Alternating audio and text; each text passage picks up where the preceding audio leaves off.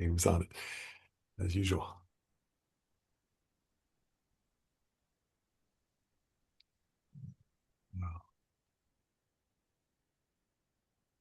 Mm.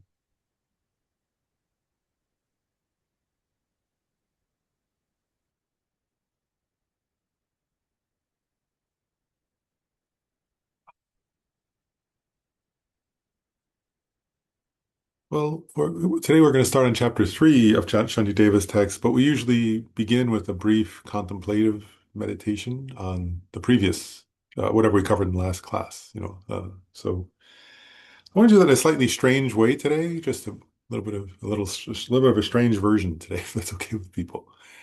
Um, because what we were getting at last time, Shantideva was talking about purification, right?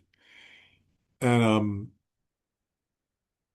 and one key point he was making was it's related to our mental afflictions, right? So in other words, what we're trying to purify is actually our mental afflictions themselves, and then the actions we do based on them. And so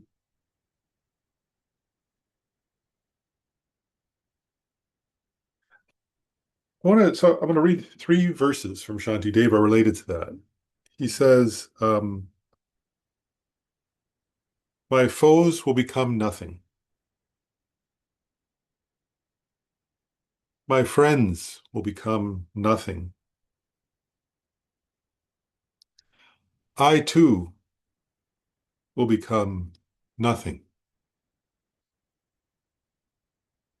Likewise, all will become nothing. Just like an experience in a dream, whatever things I enjoy will become a memory. Whatever has passed will not be seen again."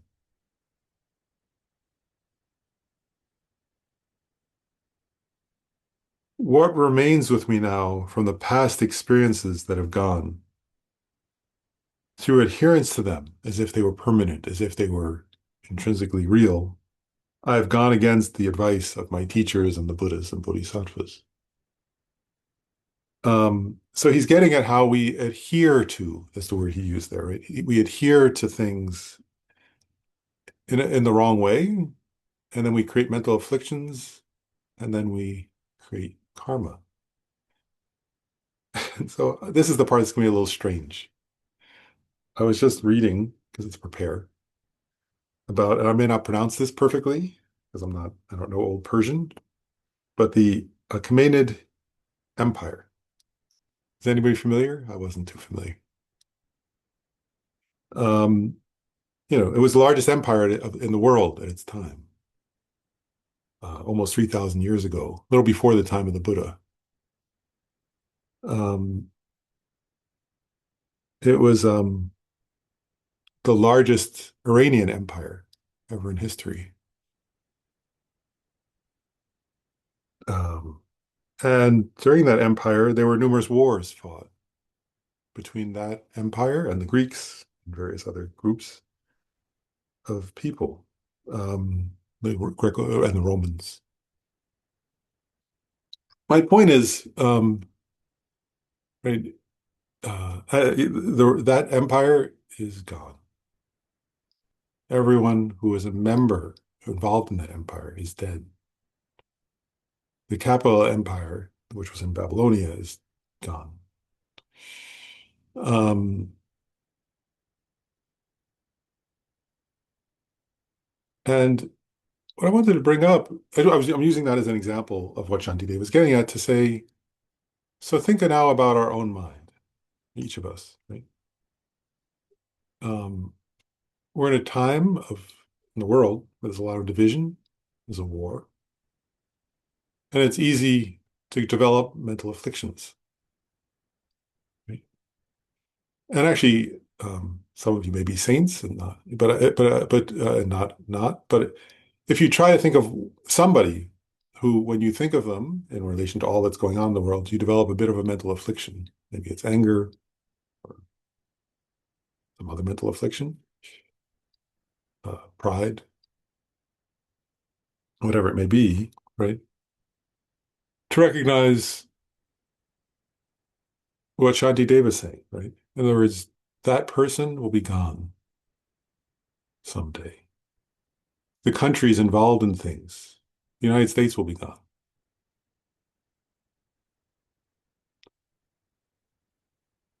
Someday, even the word North America won't have a meaning. The word Europe won't have a meaning. It's a construct that's temporary. The word Middle East actually is just made up by, it's actually made up by Europeans. It's not the Middle East, except for if you're living in Europe. It's kind of odd term. Um, it's just a mental construct based on European, if you're, we're not even in Europe, as we talk about. So anyway, my point is that what does go on is your karma. That's what Shantideva is saying. And so what he's getting at in these verses is, we think, right? Um, this is the mistake Shantideva is pointing out to us. He's saying, check for yourself.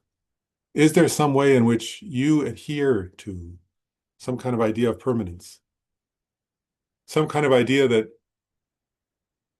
and and he's not saying don't have compassion, of course, right? His whole teaching is on compassion, is on love. So he's encouraging love and compassion. What he's saying is, through adhering to things in a wrong way, we develop mental afflictions. And when we develop mental afflictions, we create causes of our own and others' suffering. That's where, actually, and he says, like, right, one tiny, I'm not going to find the verse right now, but he says, one, actually, finish. He says, one single mental affliction can destroy the world, right? Last time we said that. And actually, when you think that, most of us will think, yeah, that's true. Someone's like, Vladimir Putin's mental afflictions will destroy, or somebody, or somebody other than myself, right? Maybe think that of, whether it's the president of the United States or the head of Russia or the head of Israel or the head of Iran or the head of someplace. But what Shantideva is saying is, no, it's your mental affliction that destroys the world. And it's your mental affliction that you have to work with. And if you work with your mental affliction, then you may become somebody who's capable of helping them, also those other people. So is there a way in which I adhere? That's the question from Shantideva here that we're trying to contemplate. Is there a way in which I am adhering to permanence and then developing some kind of mental affliction in relation to anybody?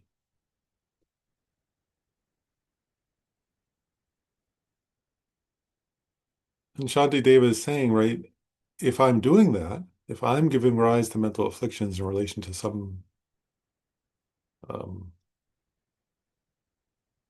to grasping it, and when he says friend and enemy, right, what he's getting at is us and them, right? So he's saying if I give rise to some idea of an us that's opposed to a them, and then I don't like the them and I do like the us, and I'm grasping at that, then I give rise to mental afflictions, and then I will suffer. And I will create suffering for myself, absolutely. And then I also, by the way, create more problems for other people. So that's what's to be purified. And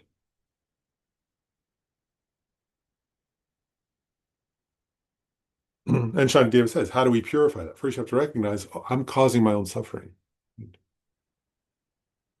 I'm causing suffering for others through my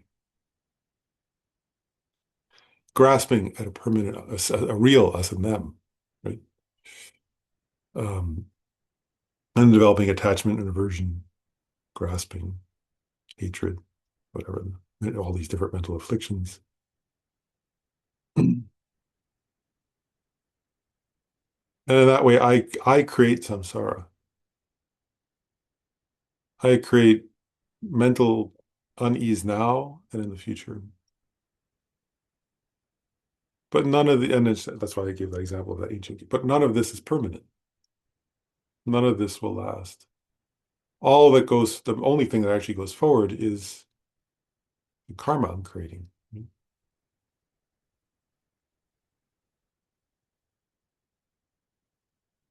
So do you see why Shantideva suggests, one is he's suggesting purification to free ourselves from suffering.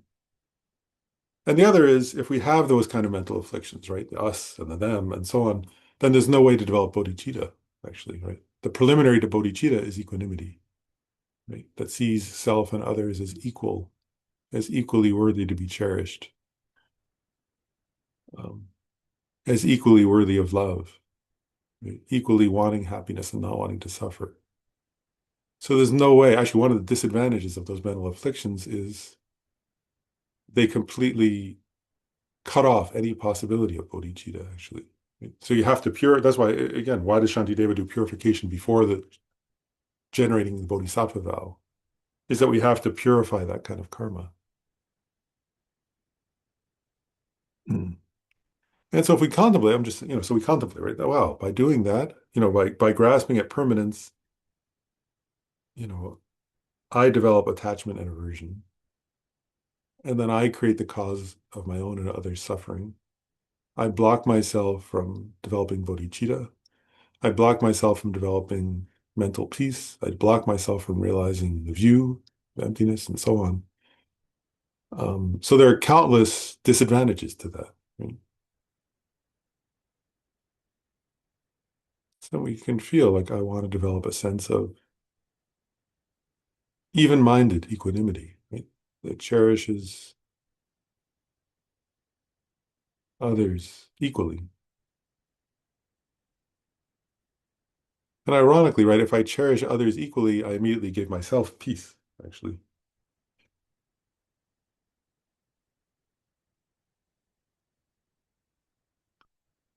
Mm.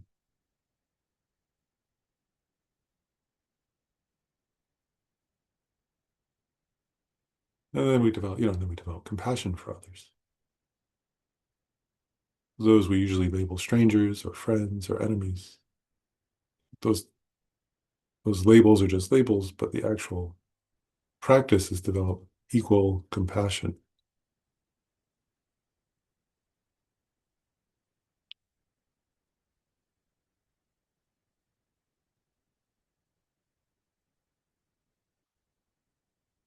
And so that we're using that as the power of the antidote today, right? Just a little bit of meditation on equanimity. Then we resolve from now on, I'll do my best, right, to cultivate equanimity, recognizing that like actually enemies become friends, friends become strangers, and then friends become enemies and then friends again. Those categories are just labeled temporarily. There's no actually truly existent friend, no actually truly existent enemy, no actually truly existent stranger. Those are just temporary labels I put on somebody. But actually, everybody's totally equal in wanting happiness, not wanting suffering, and being worthy of being loved and cherished.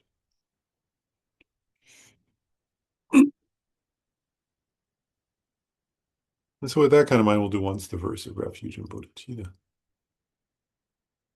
I go for refuge until I'm enlightened to the Buddha, the Dharma, and the Sangha. Through the merits of generosity and the other perfections, I become a Buddha to benefit all sentient beings.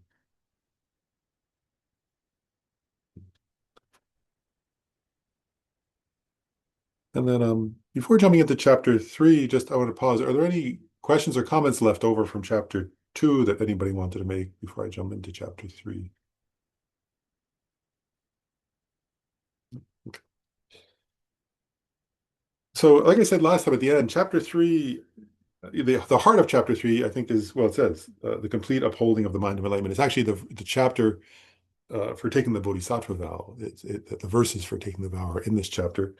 But first, Shantideva completes these limbs, right, that are sort of preliminaries to taking the Bodhisattva vow. And so the first four verses of the chapter are on rejoicing. And rejoicing is a practice, obviously, in Buddhism. Um, and I wanted to say something about this too. So, like in the teachings on rejoicing in the Lam and in other places, it points something out, which is rejoicing is a way you create a lot of karma, and we may not recognize that. We often think of karma as like, I don't know, if I kill somebody, that's a bad karma, and if I give somebody an apple, that's a good karma or something, which is true. It's not. wrong, but rejoicing is considered a powerful method of creating karma.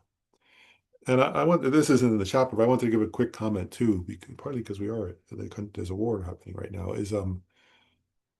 Uh, Lama Zopa used to often point this out because it's in the teachings that wrong rejoicing, they call it. He used to call it wrong rejoicing, is a very efficient way to create a lot of bad karma.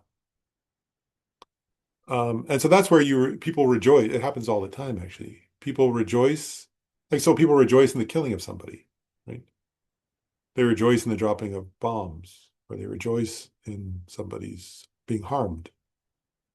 And that's so anyway, any rejoicing that if when you take joy in somebody else's suffering, um, that's you create a heavy negative karma of even though you didn't do the action physically, right? You didn't kill that person.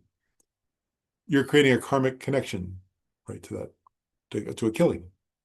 And it's similar, the karma is similar to killing, actually doing a killing, right? And especially, if so, and that can happen on an individual level if you don't like a person and then something, that you rejoice in their harm.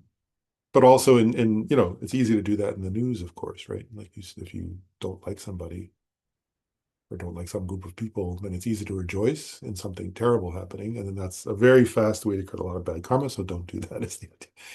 You know, and Anyway, so that's that. I won't dwell on that.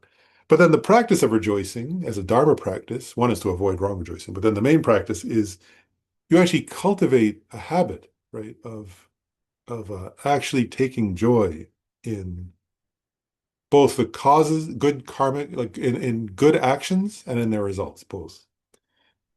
And I wanted to say something here because I thought joy, and then I was like, I was reflecting on that. And so in one commentary, in one commentary that we have been using to study, for the teachings, he says, joy is cultivating a thought and a feeling how wonderful it is that such, blah, blah, blah, that such and such is happening, or this person's doing that. And then he elaborates a little, which I thought this is an important phrase. He says, one cultivates a clear faith that is concomitant with mental happiness and joy. So here, what is he getting at? He's saying clear faith is a kind of mind, actually, where you develop this. So he's describing the psychology of it, right? He's saying you look at something, right, at a person's actions, right? And clear faith is a kind of appreciation. It's actually a virtuous. Clear faith in the list of minds and mental factors is a virtuous mental factor. It's where you look at something that somebody's doing. Like, so for example, you see somebody practicing love, right? And clear faith is where you have this feeling of appreciation. You go, oh, that's beautiful, or that's wonderful, or that's like, it's even before wonderful. It's more basic than that. It's like some feeling of appreciation and like faith, not in the sense of like faith, like, that we don't, I don't know, I think it's a funny word choice. In English, faith is a kind of funny word choice, but the idea here is that you develop a kind of an appreciation, right? So it's like when you see, and actually, like recently, like when there were those, you could see people out on the street when there were monks doing the peace walk in America, right? And I went and saw them in person, but whether you went in person or you watched it in a video or something, you could see the look on people's faces when who went out and stood there for a few hours, right? And when the monks were coming, there was a feeling, right? And then those people weren't, so faith is weird to me as a word because those people weren't Buddhist, right? It wasn't like, oh, they have faith in Buddhism and now they're on our team. That's not what's being talked about here. What's being talked about is that if you looked on the looks of the faces of those people, right, there was some feeling of like appreciation, of gratitude, of trust, or of like, you could see on their face, they were feeling, this is wonderful, right? Somebody's walking for peace and they're being peaceful.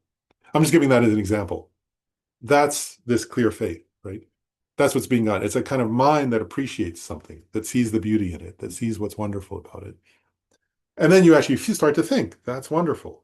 And I was thinking there were like, but you could say joy or marveling at something, right? To marvel at it, awe, appreciation. I'm just getting at different words to get the feeling, right?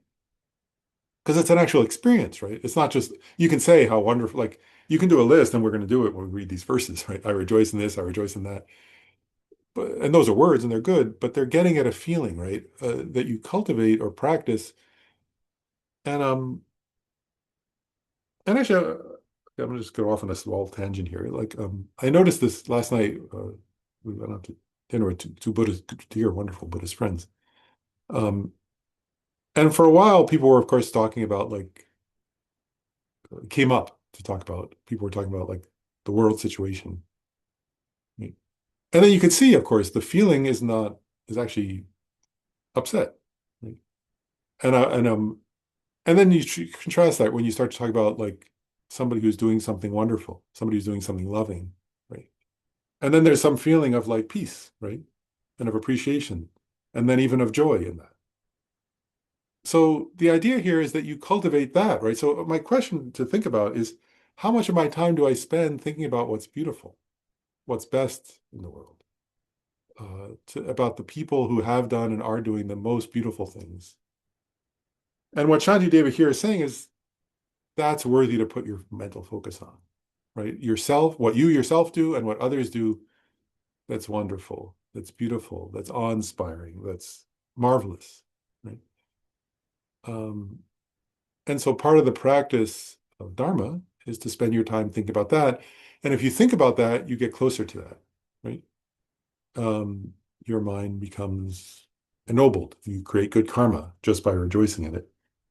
Um, and you actually try to, at the beginning it might feel forced or something, but if you practice, of course, it becomes a natural feeling of joy because it is wonderful, actually, isn't it? That people are doing good things. Um, so Shantideva says, with joy, right? And he's getting at the feeling, right? He's saying, I actually, so with joy, I do the practice of rejoicing, right?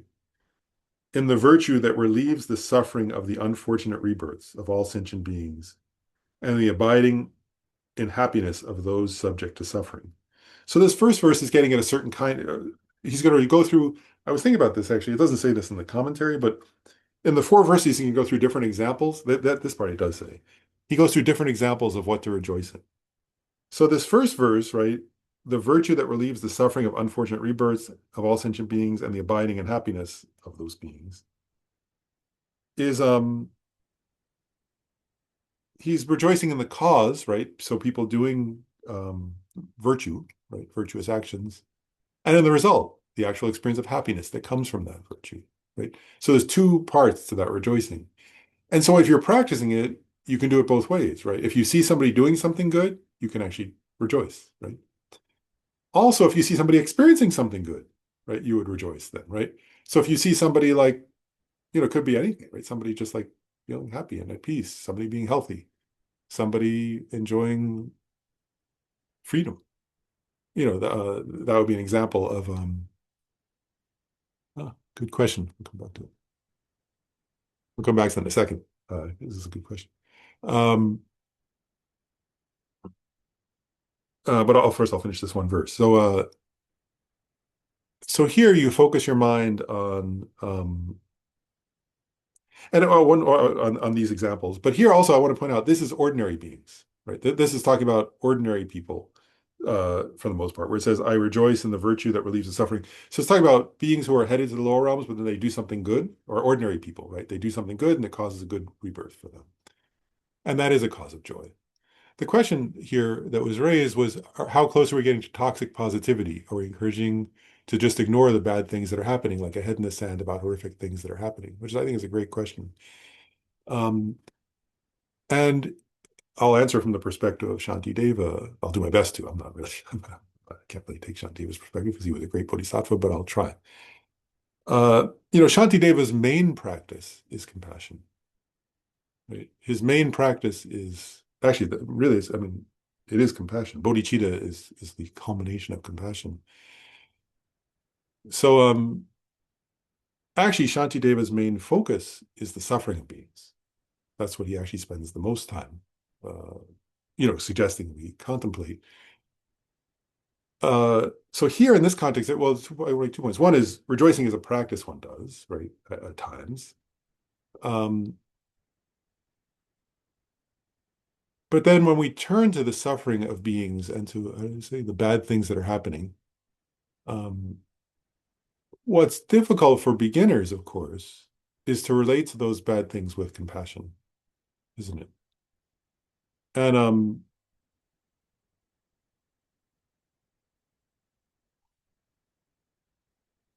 it's actually kind of horrifying, isn't it? Like even people who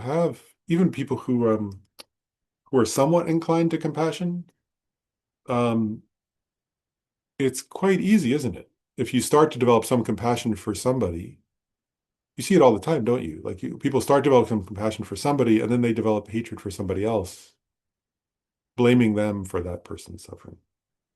And then it doesn't become compassion, it becomes hatred. So I guess my point is, from Shantideva and from Buddhism's perspective, uh, if you're focusing on the suffering and horrors, there are so many horrors that happen to beings, right? To sentient beings, to people, to animals, to all kinds of sentient beings. Um, if you can focus on that with compassion and love for them, then that's the main practice, right? And then you act on that. That's the six perfections that we'll get to in the text. That's the main practice of a bodhisattva, actually, is to focus on the compassion focus with compassion on the suffering of beings and try to help them. Um, so in general, no, we're not, the idea is not, hopefully not to be putting one's head in the sand in Shantideva's practices. Um, but two things, I guess. One is uh, rejoicing as a practice, and uh,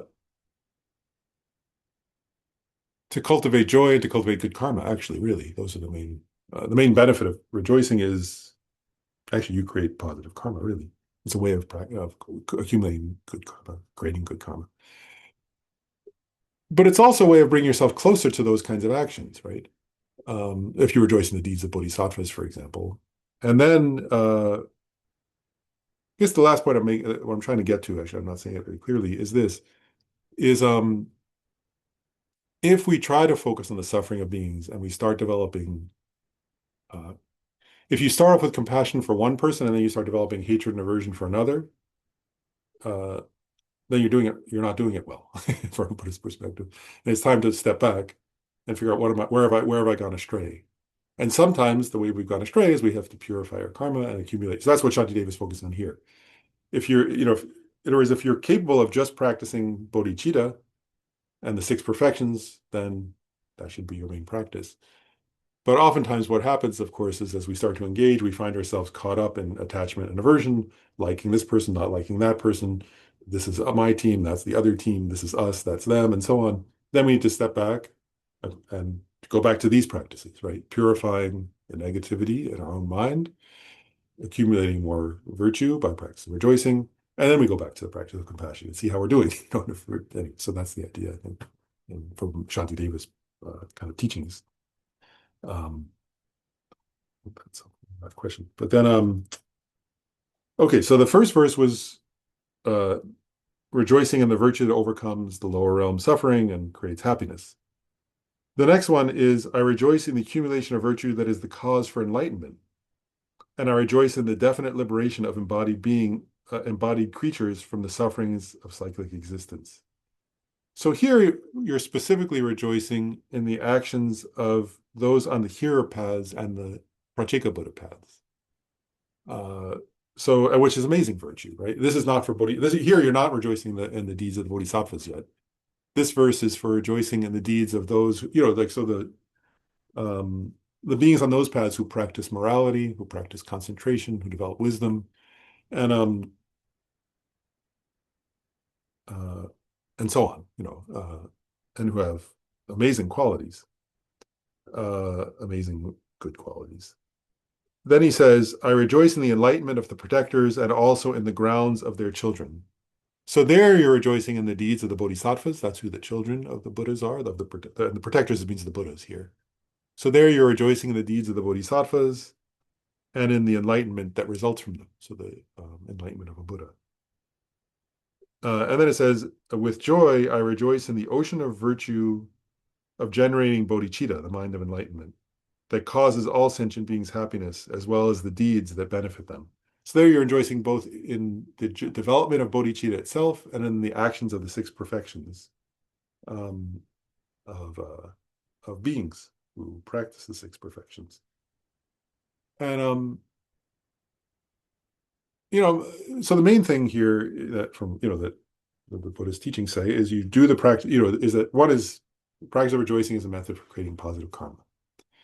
Another is these actually, if you think about these different categories, it actually kind of I think I was contemplating this. It doesn't. This is the part it doesn't say in the teachings, but I think it's true actually. Is those four verses would include all the examples actually then of virtuous actions. If it's of ordinary beings, those on the Shravaka paths and those on the Bodhisattva paths, and then those who achieved those paths, I think that includes all beings. So it's the virtuous actions of all beings.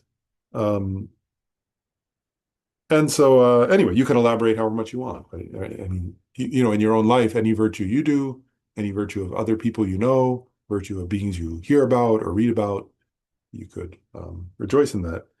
And then I'll make one last comment, just that this is also not in the teaching, I'll just add, I'm just adding it myself, is also there's something like if you're, what's I say this right? Like what you rejoice in, if you notice, just notice this for yourself. Check, I mean, check. This is my assertion, it's not in the teachings, but I actually think it's true. What you rejoice in is what you become more like. Isn't that true?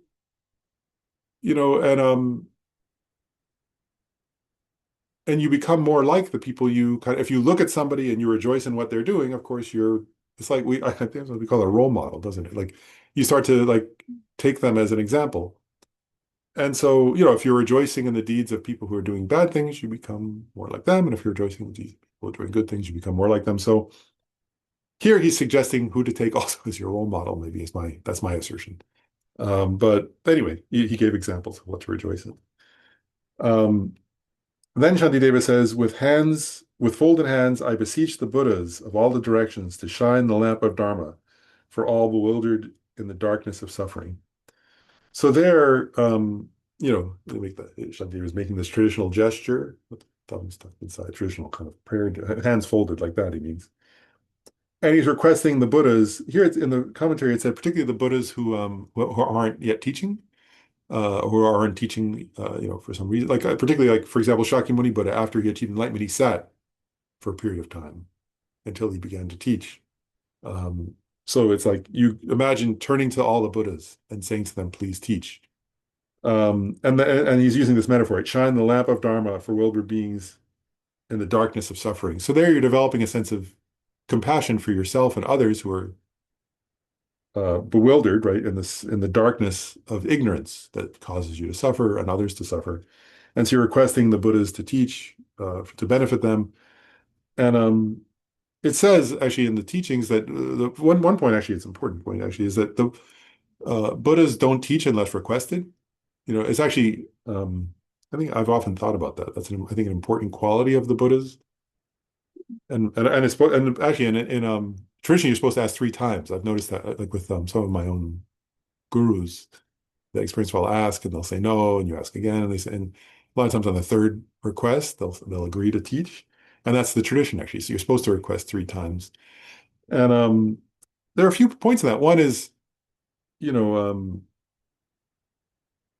from your side, is that you have to actually have an interest, right? You have to actually want to hear it, but also it's that Buddhism doesn't do like what's the word? It's against the Buddhist tradition to proselytize. The Buddha never said like everybody should be Buddhist. It's not the view in Buddhism. So the view is that if somebody's interested, then they can request the teaching of the Buddha, and then the Buddha will teach them. And so here you're creating the karma to hear Buddha's teachings in the future, right? In the present and the future, for yourself and others, right? And they say that you're creating a certain kind of karma by making these requests. So you do it literally if you have teachers, you can go to them, ask them to teach, but also there's a practice where you imagine, and they sometimes imagine, they say that after the Buddha achieved enlightenment, there's a metaphor or an image. Sometimes you'll see people offer it to like their Lama or the Dalai Lama, like a big wheel, right? It's a traditional eight-spoked wheel because it symbolized turning the wheel of Dharma. And sometimes you'll see people walk up to the Dalai Lama with a kata and offer him a wheel requesting to turn the wheel of Dharma. which is actually a very, I'll say also, this is just my experience. It's a very intimate, for me, it's been a very intimate experience to go to a teacher and ask for a teaching because it's expressing, it's a relationship, isn't it? To the Buddha and to the lineage that came down from the Buddha. Because the idea is that the Buddha didn't teach unless asked, and then the next person, and the next person, the next person, all the way to to our own teachers, right?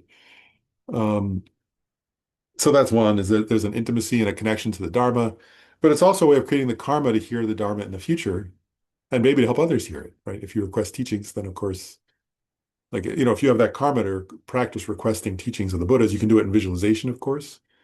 Then the time will come where the Buddhas will teach you, and then also you can, set up an opportunity for others to listen with you and then help other people. So anyway, it's a good practice to actually imagine asking the Buddhas to teach. And the idea here also is that the Buddhas are omniscient, so they hear you. So if you say, please teach me, it creates a karmic connection so that in the future you'll hear those teachings. And then it's the next verse is so that's the requesting to turn the wheel of Dharma, and the next one is requesting the teacher to not enter nirvana. So it says, with folded hands, I beseech the victors, meaning the Buddhas, who wish to enter nirvana, not to leave migrating beings in blindness and to remain for countless eons. Right. So you're requesting the Buddhas and the teachers to live long, right? And there in the commentaries it said this. There are many famous stories. Like there's a famous story where that the Buddha himself was requested to live long, and like he was getting ready to pass away, and somebody requested that he live long, so then he extended his life, and then there was another point where there was a chance where he could die, and I think Shariputra forgot to ask. He didn't make the request, and that was considered kind of a mistake, I guess, on Shantideva. I'm sorry, on Shariputra's part. I think it was Shariputra, if I remember right. But anyway, the idea here is that it's a good karma to request your teachers to live. It creates a cause to stay in relationship um, with your teachers. It also is said to create the karma for yourself to live long. Like if you requesting your teacher to live long is a cause for your own long life. Um, but again, I'll just say from my own experience, there's also a beautiful intimacy to that. If you have the chance, like they have in Tibetan Buddhism, they have long life pujas, right? Where you actually, oh, maybe I'll share very brief. I used to bug my Gyume Khyentse Rinpoche, who was one of my gurus, saying, "Oh, we would like to do a long life puja for you," and he kept going like this. And then I guess like because I had requested a number of times, then like some monks heard, and they started requesting, and finally there was like a high lama who requested, who was a student of Khyentse Rinpoche's, and then Khyentse Rinpoche accepted because he felt, well, this high lama is asking. So then there was a huge puja that was had, like many people came, and it was very big up in Connecticut. You know, it made me laugh. Afterwards, we were walking out, and Khyentse Rinpoche like saw me, and he said, "This is all your fault." He was teasing me. He said, "Because you kept asking about word got out, and then look what happened," which I was really happy about. Right, somehow contributed to that problem for that difficulty. But I'm telling you a story to say there's something quite beautiful about asking and about doing those kinds of practices, and it builds what is it, like a loving connection with your teacher, which is a wonderful thing to do. So it's good to request that. Um, yeah, just this morning, I was thinking of my grandfather, who's long since passed away, but he came and met Khyentse Rinpoche once. He came to a teaching. He stayed with me. My grandfather came, and my uncle, they came to visit, and I took them to a teaching. And my grandfather was older than Khyentse Rinpoche at the time. And I was so happy. He walked up to Khyentse Rinpoche and he said, "I hope you live to at least 100," which I thought was the perfect, it was actually a traditional, I was like, oh, he wasn't Buddhist, but he got it right. He did the exact thing one does as a Buddhist. So anyway, the point is you can do that also. It's a good thing to do with your teachers to request they live long. And it's a practice. So it's a Dharma practice. Um, so then, okay, those are those verses. And then Shantideva gets to the next section, which is a dedication of virtue, which is a practice of generosity. And I said this last time, there isn't a separate chapter on the perfection of generosity because it comes up here and then later there's a dedication chapter that's very beautiful. This section is beautiful and that section is quite beautiful. And that's where Shantideva explains the perfection of generosity or embodies them, particularly in that later one, but here also. Um, so one point is whenever you create positive karma, do something good, it's good to dedicate the merit, right? To dedicate that virtue to something. And anyway, so and and what you and actually the idea is that everything is led by in Buddhism, the idea is that the mind is this what's the word? The creator, the main force behind things. So whatever your mind focuses on or dedicates your karma towards is what it becomes, right? Is what your karma will lead to. So if you dedicate your karma the wrong way, you don't get very meaningful result. So better to dedicate it to something beautiful and ultimately to enlightenment, of course. But um, anyway, yeah, so that's true. But then Kensei Rinpoche once said, if you have a lump of gold, he said that he was saying dedication. He was giving an example of dedication. He said you can make it into a Buddha statue or into a latrine, uh, and the gold will serve either function. But it's kind of a waste to turn gold into a latrine. Better to turn it into a statue, for example. So he was giving a metaphor for what you can do with your merit. So here, Shantideva gives a few verses of dedication. He says, by the virtue accumulated, and here the virtue accumulated, he means by doing all those practices that came before in the text, by prostrating and confessing and taking refuge, generating compassion and love, rejoicing in virtue, and so on, right? He's saying and requesting the lamas or the teacher and Buddhas to live long and to teach. All those things are accumulation of virtues. So now he's saying, by the accumulation, by the virtue accumulated through those practices, including love and compassion, through all that I have done, may the suffering of all beings be dispelled. Right? So that's an example of a good dedication, right? May the suffering of all. And you notice he's saying all beings, right? Because actually, if you create virtue and then you just say, may the suffering of my friend be dispelled, well, that's good, but it's actually pretty small, right? Actually, then, so then maybe your friend's head, like for example, then your friend maybe feels a little better, but that's a very small. Um, so Shantideva is saying when you have merit, dedicate it vastly. Um, and then he starts giving these beautiful verses. He says, may I be a doctor and a medicine, and may I be a nurse for all sick migrating beings in the world until their sicknesses are healed. May I be a rain of food and drink. May a rain of food and drink descend to clear away the suffering of thirst and hunger during the eon of famine. May I myself turn into food and drink. May I become an inexhaustible treasure for those who are poor and destitute. May I turn into various articles of all necessities and abide close before them, um, right, fulfilling all beings' wishes. Uh, and so here you get the sense, right, of Shantideva's begin. This is the beginning of his dedication. It's going to go on, but you get this. These are his personal, what's the word? Reflections, his personal wishes of what he wants his merit to do, right? May he be, and anyway, um, so you can use his verses and you can also elaborate on them in your own ways. So those are some general dedications. And then again, because it's a practice of generosity and dedication, right? So he's wishing, may I give food and drink and medicine and so on. And then he does an interesting thing in verse 11 here. He says, without any sense of loss, I shall give my body and resources, as well as my virtues of the three times, for the sake of accomplishing the welfare of all sentient beings. Actually, I'm going to do that together with the next verse, because this is profound, I think, two verses. He says, by giving all, I shall transcend sorrow, and my mind will accomplish nirvana. I will be given similarly, all will be given similarly. It is best that I give all to sentient beings. So there are a number of points that are made here, right? He says, without any sense of loss. And then he says, like, he gives away his body, his resources, and his virtue. One point that's traditionally noted is that actually that's all you have. According to one way of looking, I mean, from when the commentaries reflect on this, they say all you have actually is everything you own plus your body plus your own virtue. There is nothing else to give. So that's giving everything. It's one point. And then next point is if you think of giving away your body and everything you have, if you actually really think about that, right? Imagine for a moment that you're giving away your body, everything you own, and even your merit, even your virtue. Um, it's possible you may feel a little afraid, actually.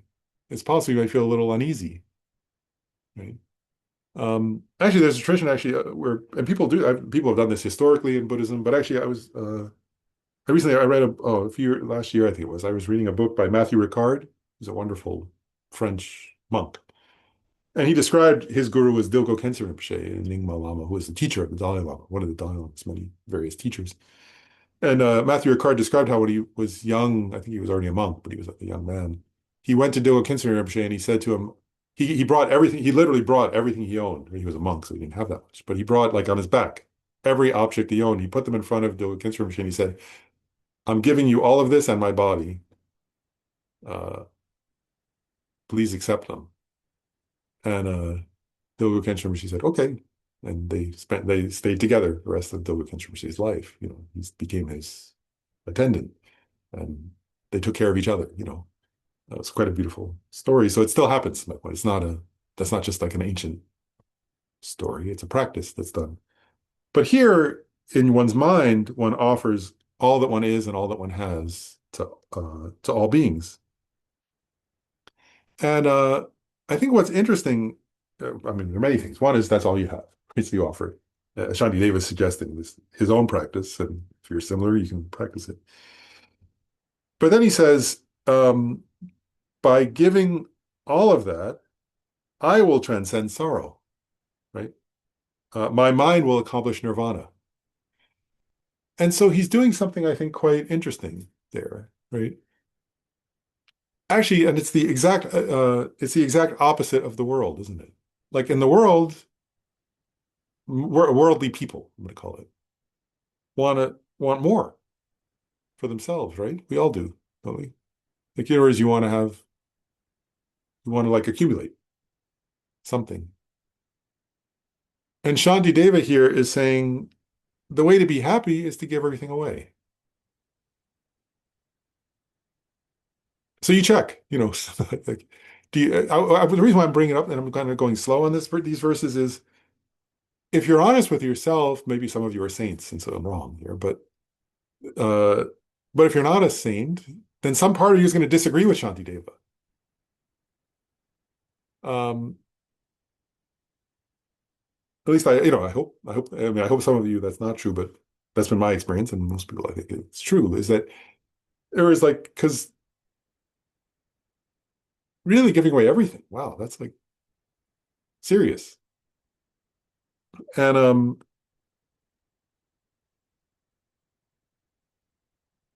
Shantideva here is saying, through that, I transcend sorrow. And he's saying actually the way to be happy is to give away everything. That's if you're, that's pretty radical, right? Uh, like, you know, I'm pausing because I'm wanting to joke. Like, can I have your car? You may think like, well, no, I need it, right? Like, can I have half the money in your bank account today? I don't really want your money, but you're gonna go, no, right? And I don't want any of that. But my point here is like that feeling of no is what we're working with.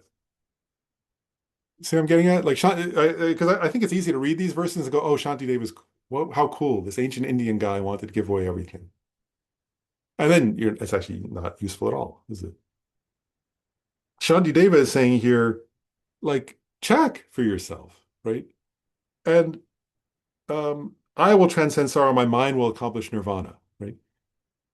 What he's getting at there, I think, is, well, he's getting at a few things, actually. He says, all will be given similarly. It is best to give it to all sentient beings. So there are a couple points here. What is one point is your body and your resources and your merits, right? Actually, so first of all, your body. So when he says all will be given similarly, what he's saying there is uh, we're going to die anyway. Your body's not yours. Not only is it not yours permanently, but you don't know when you're going to die. So you may die today.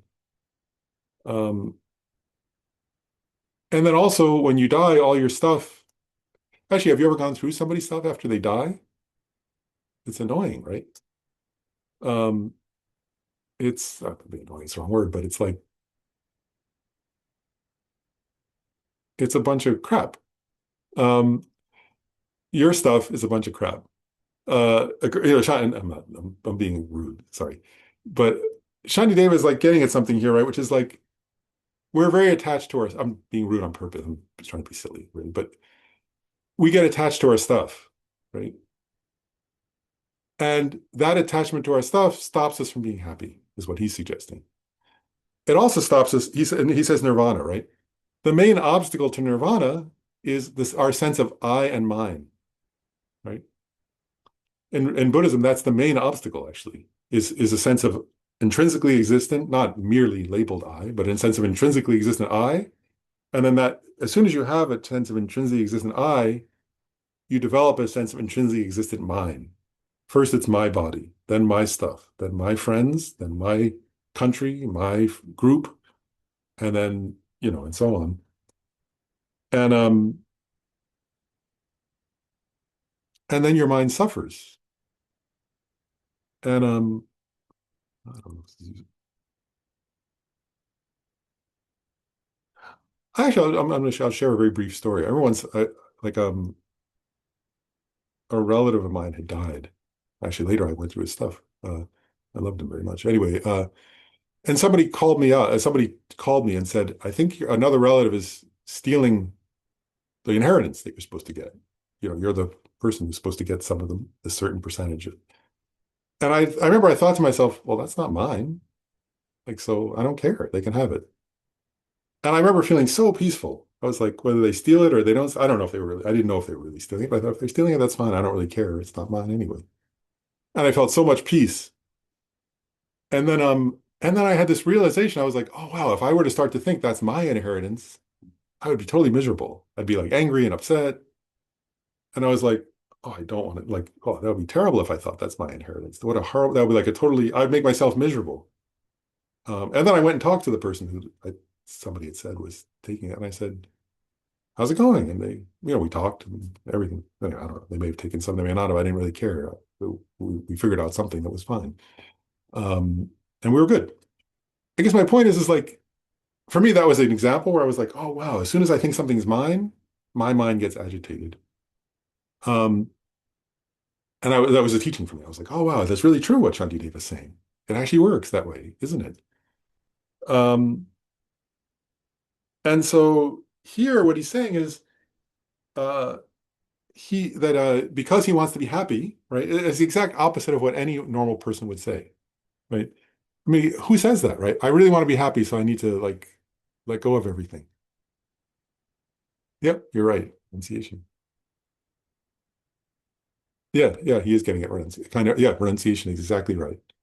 And in particular here, he's getting at a certain, I mean, it's renunciation of samsara, but particularly actually, and I'll elaborate on this a little more because the first step actually, even before you renounce samsara, which I often think renunciation is not the ideal word. There's a better translation, I think, from the literal Tibetan, which is definite emergence, to definitely emerge from something, like a butterfly emerging, right?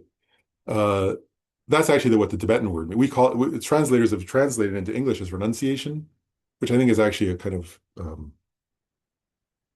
came from a Christian context or something, which is fine. But I don't think it really gets at what the Buddhists are really saying, which is more like emerging from something, definitely emerging out of into a happiness, which is what Shantideva is saying here, right? I become happy.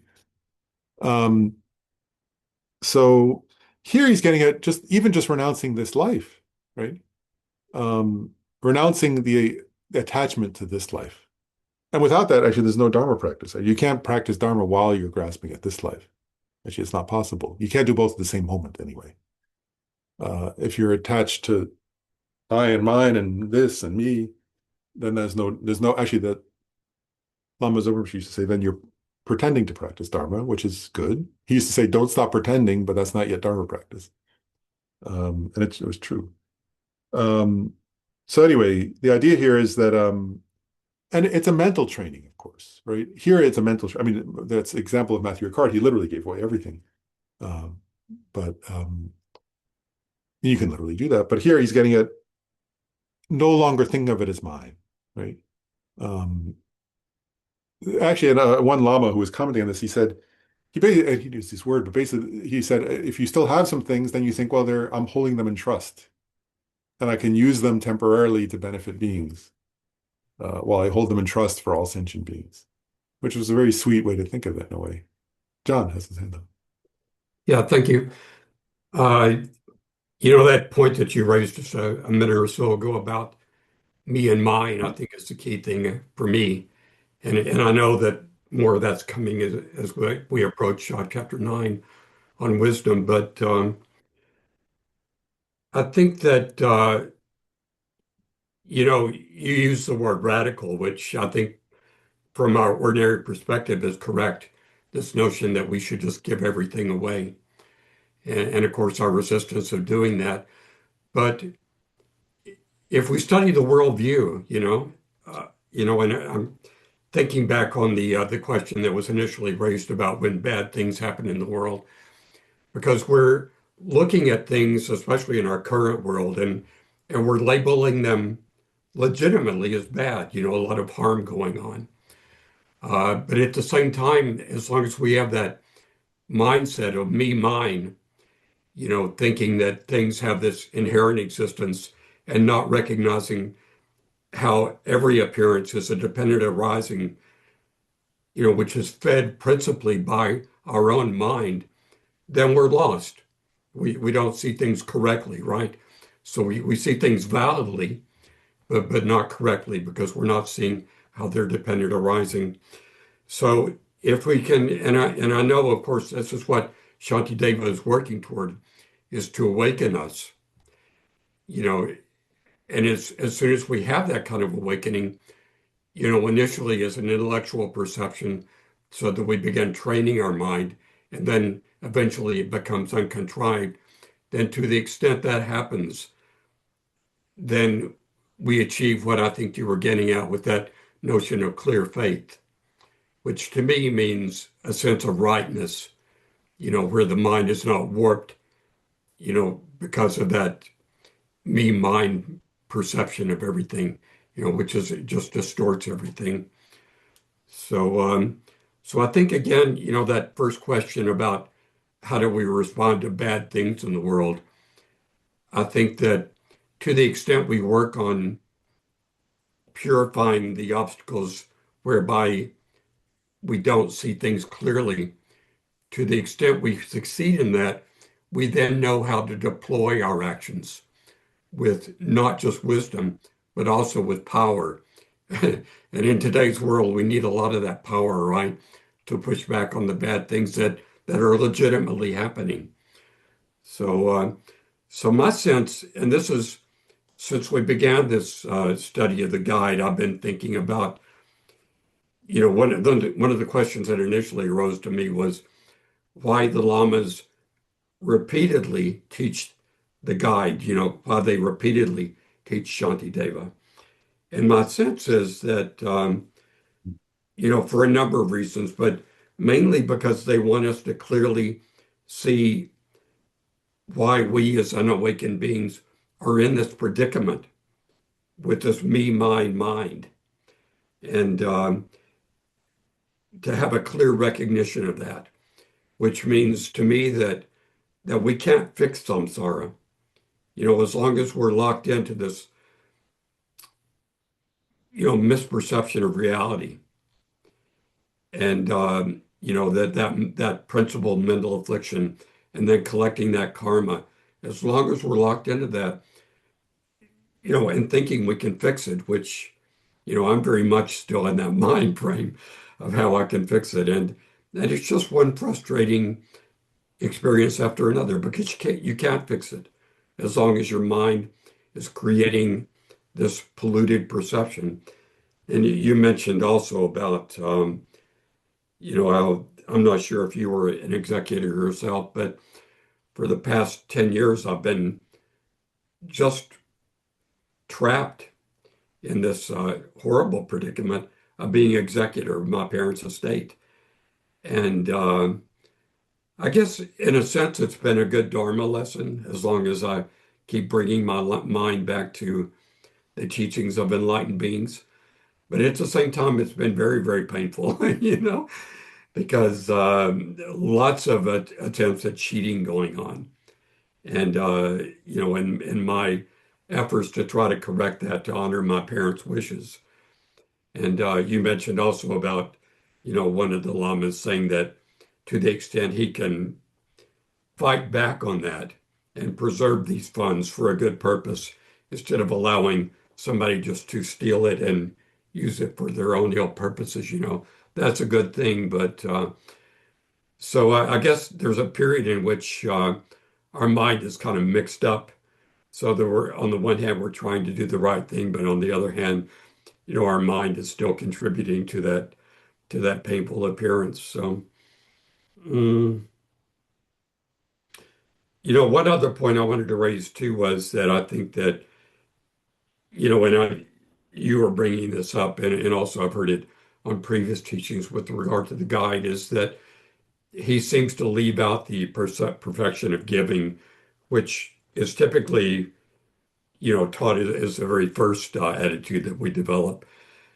And my sense, on the other hand, and I'm not sure to what extent this is accurate, so I certainly welcome any other thoughts on this, but my sense in these opening chapters of the guide is that he is teaching that perfection, that attitude, because he's teaching once again that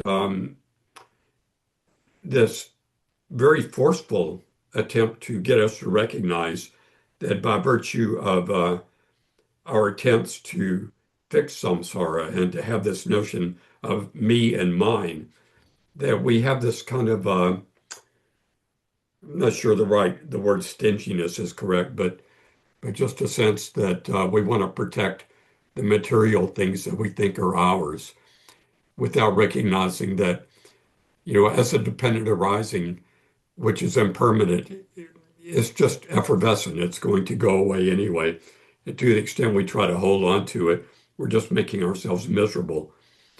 So there's that. So I think that my sense of how all these teachings are on the perfection of generosity is that he's trying to loosen our sense of attachment to material things with the recognition that as long as we have that attachment, we're going to suffer, and that there's no way to avoid that. You have to let it go. And that, so this very, what sounds like a radical teaching, just to give it all away. And of course, who among us can do that, right? Until we reach, I think, very advanced realization. So, mm, Thanks, John, for sharing all that. yeah. That's really good.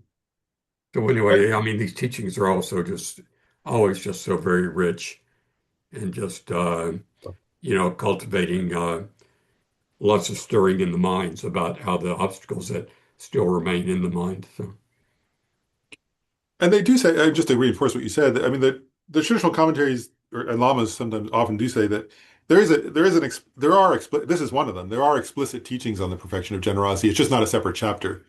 That it's sort of interspersed at a couple different points in the text, but mm. he didn't set aside a whole chapter that's just called the practice of generosity, but it is taught explicitly, but just, yeah, as you said, yeah, and this is one of those points. And then Wilhelmina, you have your hand up. Oh, you're muted though. You're on mute. Yeah, you have to unmute your microphone, I think. Oh, can do it, or Gabe can do it. I'm not able to unmute you.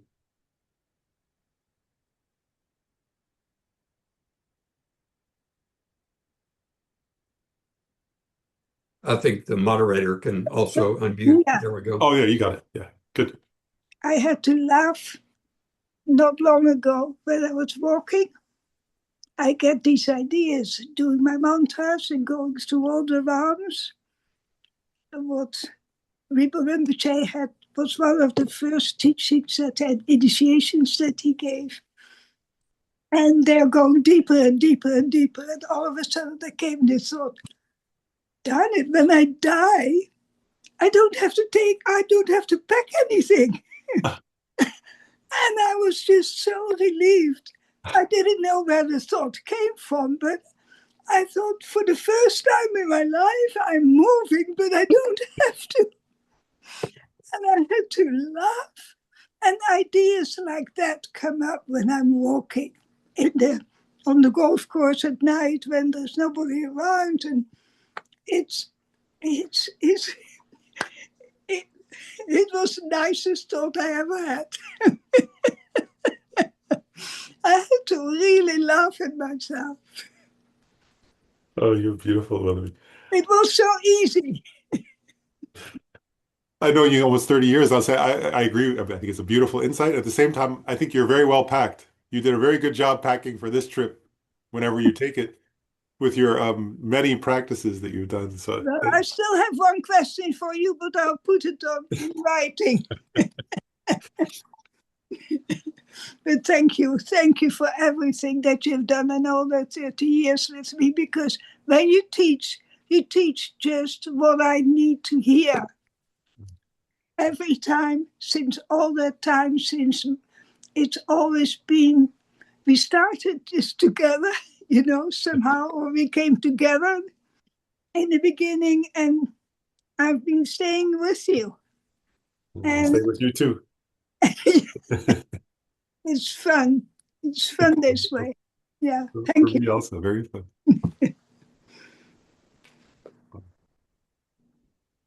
Wow. Oh, I wanted to say two quick points too. One is about the merits, giving away your body, your belongings, and your merits. I say, that's the dedication. Of course, you dedicate your merits to the welfare of others. And how good that is, because imagine, I was just going to say, actually, all of you, if you're practicing in this Shantideva, you create a lot of good karma.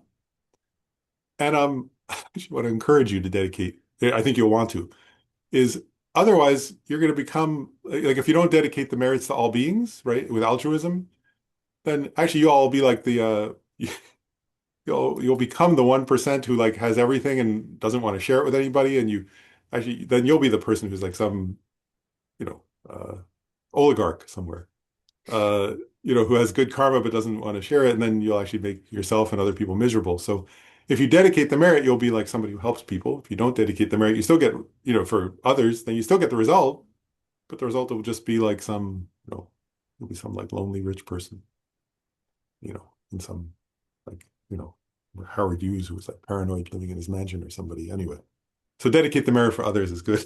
Better to give it away, and then you actually have joy. Otherwise, it doesn't really lead to what you want anyway, which is happiness.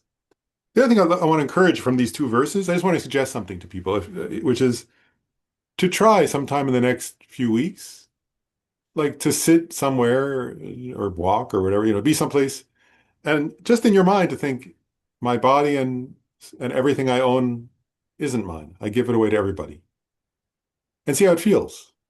And see if you see like and see what that feels like. If you get scared, then notice that. If you feel joy, if you feel free, if you feel grasping, or whatever you feel, but to play with it. I'm suggesting like playing with it, because if you try it, I'm basing this on my own experience. If you try it at first, you may not know how to give. It's like a practice of how do you give, right? How do you let go? And if you what I'm going to suggest to you is this, is if you try this practice that Shantideva is suggesting here, I'm going to predict something. I could be wrong, and it's fine. I'm often wrong. Uh, but you may at times not be able to do it well and feel some sense of like uptight, and then no, that's not what Shantideva is getting at, right? He says, by giving all, I shall transcend sorrow. Right? So I'm going to suggest, he's talking about nirvana, of course, in part, but even in the moment, Shantideva says you'll transcend sorrow. So I'm just suggesting playing with his practice here. playing with thinking my body isn't mine, my stuff isn't mine, nothing is mine, my identity, my status, my place, my name, my whatever. I'm giving it all away to the Buddhas, to all sentient beings. And if you feel weird or uptight or uncomfortable, then go, okay, what am I getting wrong? I'm not doing it the way Shantideva did it. How do I do it? And then at some point, if you feel joy and you feel it, oh, wow, I feel free. I feel happier, right? That's it. Transcending sorrow means less suffering. Then go, oh, this is what Shantideva meant. Oh, wow, let me try that more and play with it. That's all I'm suggesting, right? It's a practice. Shantideva may have done it. He was a monk who, well, it's clear he did do it in some kind of very external way that was very obvious eventually. But I want to suggest for just my suggestion is for you, I'm not talking about going and like writing a check to anybody or giving away your deed to your house. I'm just suggesting in your mind, right, to think this house isn't mine. I'm going to die anyway. And so won't be mine. So it's not mine. Actually, the house can't be yours, right? It belonged to somebody else. I mean, it's labeled yours in a societal way. But actually, like the house I'm in, other people owned it before, somebody else is going to own it later.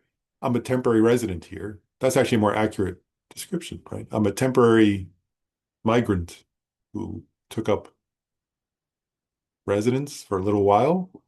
And actually, nobody will remember I was here, right? In the future, nobody will know my name. Nobody will know I was associated with this place ever. Nobody will care. Like last year, I went back and stopped by the house I grew up in. And I looked at it and I thought, why the hell am I here? Like, who cares? Nobody cares. I could knock on the door and they'll say, who cares? Some old guy who grew up here. It doesn't matter. It doesn't really mean anything at all. Because it's not my house. And it never really was, right? Um, anyway, and your house isn't really your house either. So play with it and see if you can feel the joy. But then we'll do a little more of Shantideva. Okay. So then he says, and this is getting at fear, right? I was saying you may feel fear. He's getting at what I'm just said, right? He says, so he's challenging you. He's challenging me. He's challenging us. He says, having already given away this body as what makes them happy, for the pleasure of all embodied beings, depending on what pleases them, constantly killing, abusing, or beating it. So he's saying, okay, I just gave away my body, right? Then he's why is he saying nobody's actually killing you or killing him, right? He's saying this is what's going to come up. Well, wait a second, I gave away my body. Somebody might kill me. They might beat me up. They might abuse me. They might take advantage of me. And he's saying, well, this is the practice, right? That's what I just said. Play with it. That's what he's doing, right? He's saying, okay, I just gave away my body, right? Now he's saying, now notice what comes up. Well, what if somebody abuses me? And then he's saying, as long as you're afraid of that, you're living in fear. He's not saying go get beaten up. He's not saying go get abused, right? He's saying if you're living in fear of that, you're uptight, right?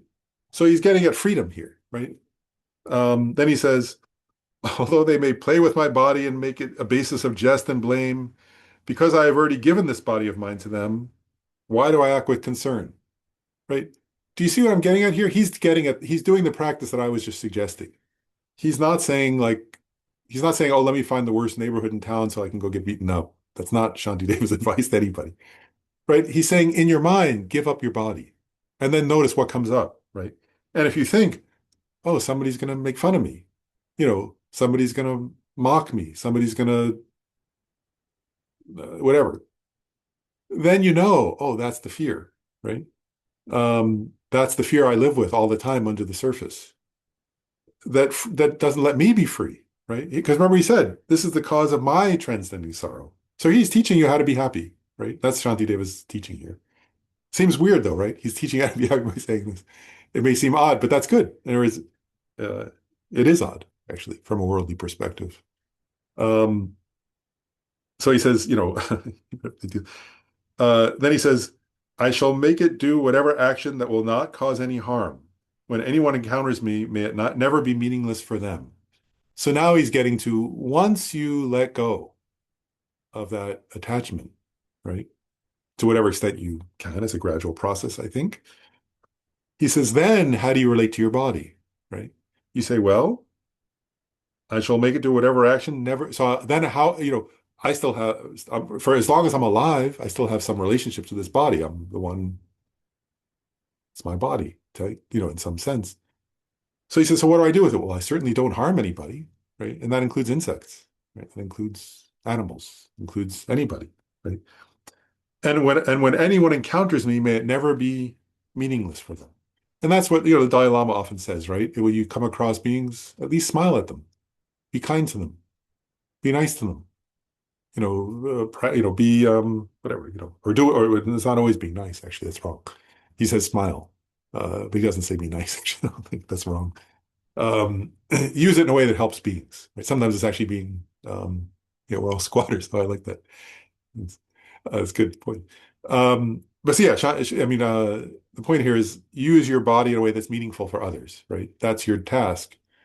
That's our task, if you've given your body to others, because what he's getting at here is what does it actually mean on a practical level, right? Like even Matthew Ricard, I noticed that, and like when I read his biography, well, then he's a very skilled photographer. So he eventually got a camera and he went out and took pictures of nature. And they said, why am I taking pictures of nature? Well, one is I want to encourage environmental awareness.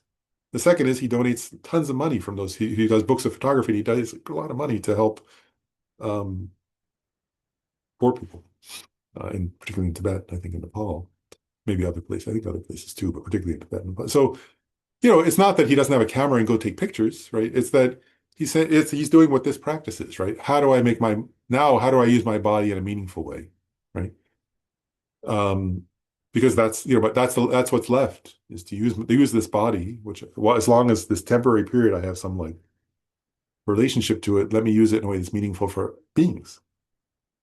And then he says, if those who encounter me, no, if in those who encounter me, a faithful or an angry mind arises, may that eternally become the cause for fulfilling their aims.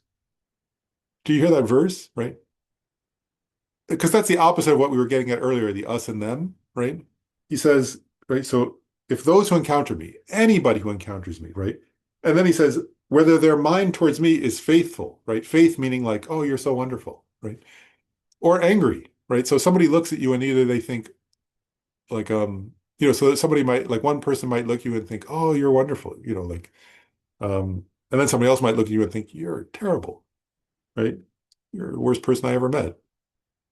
So Shantideva is saying whether the person has either of those attitudes from my side,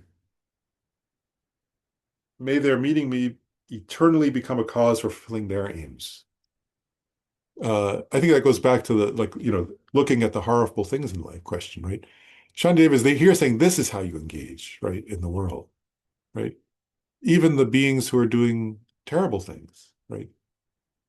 And if I can't directly help them, then I'll keep looking until I can figure out a way. Right? That's the heart of a bodhisattva. But do you see also the point here? It's without any sense of attachment to how he's what's the word? He's not only being nice to the people who are nice to him, which is the ordinary attitude. All these are the opposites, by the way, of ordinary attitudes, aren't they? We're nice to people who are nice to us and mean to people who aren't nice to us. He treats them equally. We want more stuff, he's giving away everything. And he's suggesting, try this. It's a different way to be in the world. It's a better way to be in the world, is Shantideva's suggestion here. Then he says, may those who say bad things to me or cause me any other harm, and those who mock and insult me have the fortune to become enlightened. Do you get it? Do you get the heart here, right? That's the heart. He's not telling you how to act externally. That's up to you. You have to figure out for yourself, right? What to do in relation to those people. He's not prescribing a specific behavioral thing here. He's saying what's in your heart, right? That those who say bad things to me, may they become enlightened. Those who harm me, may they become enlightened. Anyway, uh, that's his suggestion. And then the next part from still a few minutes, from verse 18 on, then he starts with dedicating his merits, his good karma, to be what others need. Right? That's what the commentary says this is. So then he says, may I be a protector for those without one. But this is his aspiration. It's really in other words, through his merit, what does he want to be in his future lives or in this life and in future lives? May I be a protector for those without a protector. And we can do that. Actually, you can do that right now. You can be a protector to somebody. Not right this second, maybe, but in general in your life, right? May I be a guide or a helmsman for travelers, and a ship, a boat, and a bridge for those who wish to cross. May I be an island for those who seek one, and a lamp for those desiring light. May I be a bed for those who need rest or desire one. And then I think servant should, there's different translations here. I think it's say, may I be a servant for those who want to be, who need a servant. But this translator translated as slave, which I think is even more provocative, actually. And the idea here, but the Sanskrit, I think the other translation said servant. Um, you get the idea here, though, of what he's getting at, right? May I be what others need. May I, I remember, I'll just say, you get the feeling here of what he's getting at, but I was just going to, I remember somebody telling a story that they were, Lisa, you were at Kopan. Uh, somebody told say they were walking around Kopan when Lama Yeshe was there, and they were just like, they were out at night and they were upset and they were in a bad mood and they went for a walk and they bumped into Lama Yeshe and Lama Yeshe said, "Why are you out here?" And they said, "I'm upset." And they said to Lama Yeshe, "Why are you out here?" And he said, "I'm looking for somebody who needs help, who needs a friend. That looks like that's you." Uh, you know, uh, he was practicing what Shantideva is suggesting. Yeah, exactly. You can see, you can all see John's. So it's correct. Um, then he says, "May I be a wish-fulfilling jewel, a good vase, knowledge mantras that accomplish." Where it says knowledge mantras that accomplish, that means that there are like usually in I don't know if it's usually in Vajrayana Buddhism, there's a teaching of four activities. So there are certain mantras you can recite to create peace, or there's like four activities: peace, they call it increasing, or like sort of cultivating. So peace is like creating pacification, like pacifying conflicts and difficulties. Increasing is like helping increase like Dharma activities or helping beings have more food and things. Then control, that's like where people are out of control, like sort of getting the situation back under control. And then wrath is like um, destroying obstacles to beings' well-being. So it's saying knowledge mantras that accomplish those four activities is the meaning of this line. And then it says, "May I be the great medicine, right? May I be a wish-fulfilling tree and a wish-fulfilling cow for embodied beings." Right? It means those are things in Indian lore that fulfill the wishes, right? The wish-fulfilling tree is like anybody who goes to that tree and makes a wish, they get what they want. He's saying, may I be that for beings, right? Um, you get the feeling of what, that's his dedication, right? And so he's suggesting, like he said at the beginning, this is him sharing what he was doing alone in his room. If you have a similar inclination, you can follow his example of cultivating a heart like this. Right? An island, to be an island for those who want an island, right? He's getting it like somebody's like swimming, and actually it's a metaphor, isn't it? Actually, it's all like, isn't life like that? Like in other words, everybody sometimes feels like that, right? If you talk to people, right? They're like somebody who's swimming out in the ocean and they're about to go under, and may I be the island for them, right? It could be literally being an island, but he's also getting a metaphor, right? Where he says, or a bed for beings, or a refuge. Like, what he's getting at is like people feel overwhelmed and exhausted. May I be the place for them where they can recuperate. That friend, that beat person. People feel like they're drowning. May I lift them up? People feel lonely. May I be the person who helps them not be lonely. Right? People need help, where it says a servant or something. People desperately need help oftentimes. May I be the person who helps them. Um, and so that's the kind of person, right, that Shantideva is dedicating his merits to be. And then I want to do this verse too, and yeah, so I want to do the next one. Then he says, like the great elements, such as the earth and like space, may I always be, may I always be many varieties of basis of sustenance for boundless sentient beings. This verse, I think, is quite important. What he's saying there is like, essentially, may I be like the earth, the elements like earth, space, fire, water, wind. But what he's getting at is a few things there. One is all pervasiveness, or is that space or on this planet, the earth, right, is everywhere. And he's saying, may I be a support for people anywhere, everywhere, wherever I can be, right? But he's also getting at humility there, right? Like space, everybody, you need space for anything to exist, right? But space doesn't demand anything of anybody. and you need the earth to stand on, but earth doesn't ask anything of you. And he's getting it like, may I be as humble as so when he's saying, may I be like the great elements, he's saying, may I be everywhere any beings need, but also may I be there with humility, right?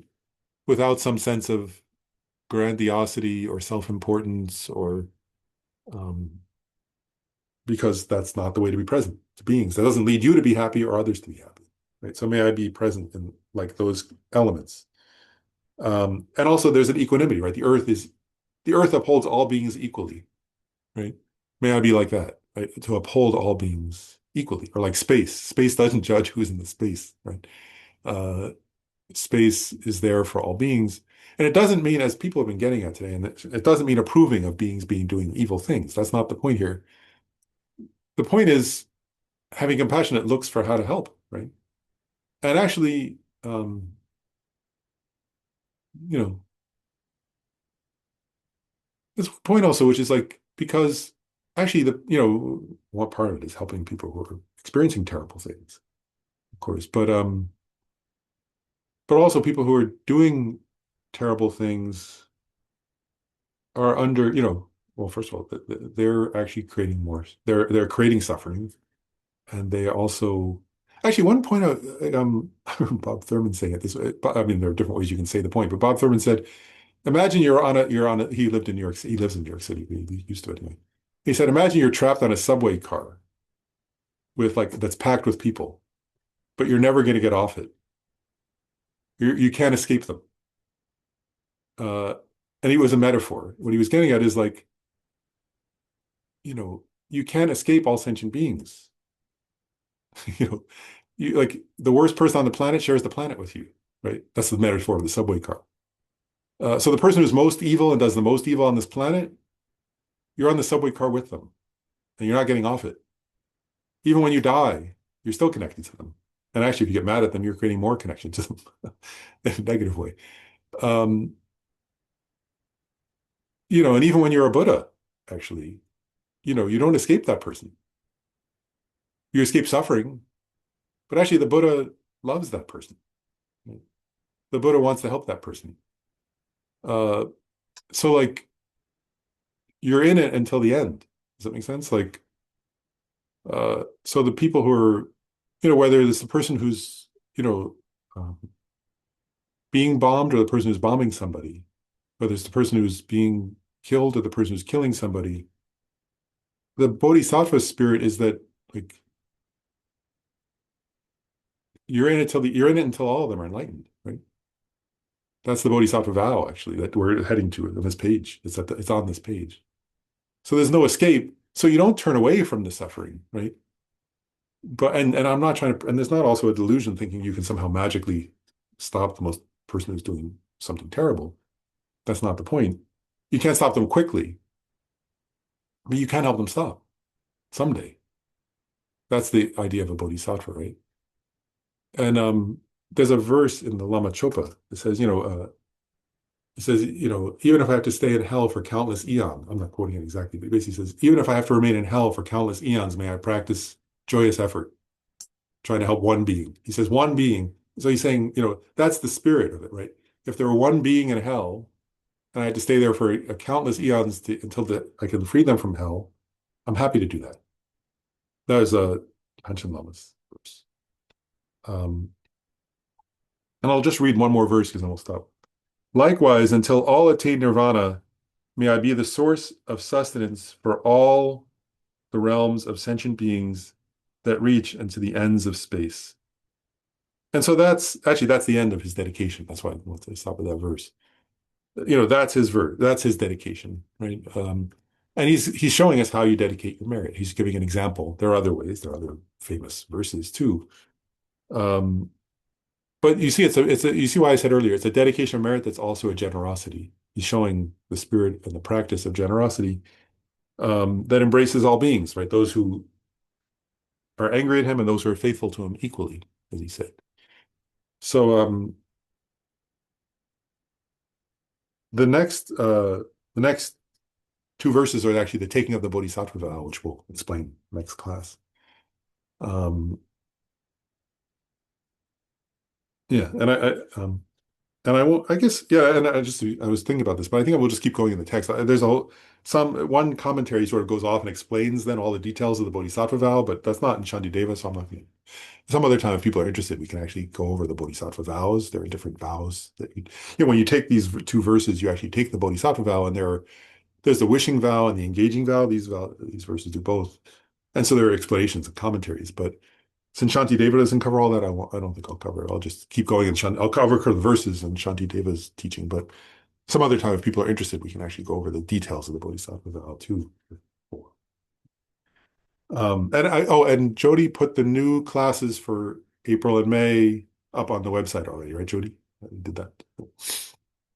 So they're there now scheduled. It's, again, 2 classes each month. So we've got the ones for April and May up, so we'll do those. And we should do the verses of dedication. So the supreme jewel of bodhicitta, where it has not arisen, may it arise and grow. Where it has arisen, may it not decrease, but increase more and more.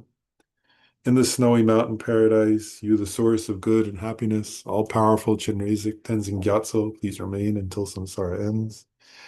I dedicate all these merits, which are dependently arisen, and really labeled, totally empty from the outside, so that this I, which is merely labeled, dependently arisen and totally empty from its own side, may achieve Buddha's enlightenment, which is dependently arisen, labeled, totally empty from its own side, in order to lead all mother sentient beings, who are dependently arisen, really labeled, totally empty from their own side, to the state of enlightenment as quickly as possible. And also, I'll just read 2 verses.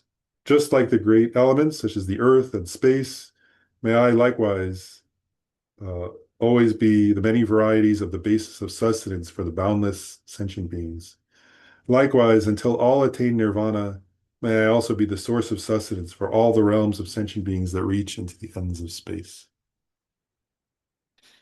And you can do your own versions of dedication also. Thanks, everybody. Thank you, Lord. Thank you, Lauren. Thank you.